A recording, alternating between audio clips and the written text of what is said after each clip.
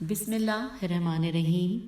جب رزق کی تنگی ہوتی تو سید الساجدین امام زین العابدین علیہ السلام یہ دعا پڑھتے۔ ترجمہ: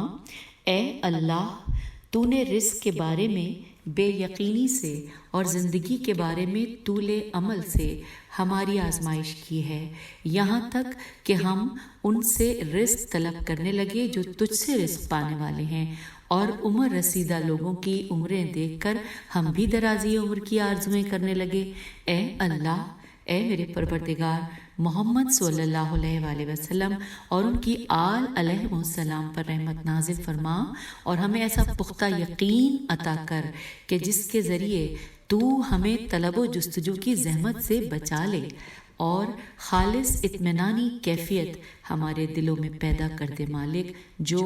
ہمیں رنج و سختی سے چھڑا لے، اور وہی کے ذریعے جو واضح اور صاف وعدہ تو نے فرمایا ہے اور اپنی کتاب میں اس کے ساتھ ساتھ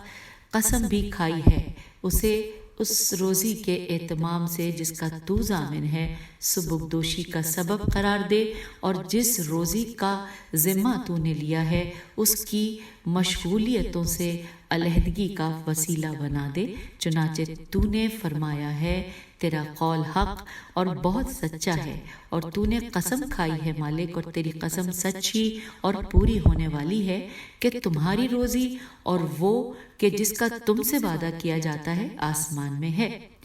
پھر تیرا ارشاد ہے کہ زمین و آسمان کے مالک کی قسم، یہ امر یقینی و قطعی ہے جیسے یہ کہ تم بول رہے ہو۔ اللہم صلی علی محمد وآل محمد وعجل فرجہم اجمعین۔